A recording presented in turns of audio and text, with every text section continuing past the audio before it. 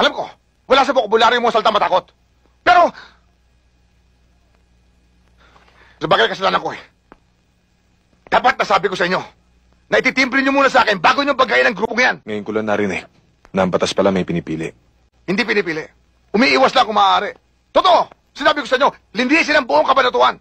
Pero kung posible nyo maalis lahat ang baho rito. Sa tono ng salita nyo, sir, parang nakasagasa kami ni Erning. Huwag mo ako pagbibintangan na masamahin. Nagtatanong lang ako, sir. Dahil bobo ka, paliliwanag ko sa'yo. Malaking isda na bingwit mo. Butete ka lang kung kukumpara sa kanya. Ngayon, ako pa masama. Samantalang sinasagip ko lang kayo sa tiyak na kamatayan. Kung matalino ka, dadamayan mo kami. Dahil taong bayan ang ililigtas natin sa bungangan ng dambuhalang isda. Pero sa tingin ko sa'yo, Hepe, mas bobo ka kaysa sa akin. Sa halip na damayan mo kami, nananakot ka pa. Ang hirap sa'yo. Puro katapang. Makitid naman ang utak mo. Di mo na ako narespeto. Baka nakakalimutan mo. Ako pa rin ang happy rito.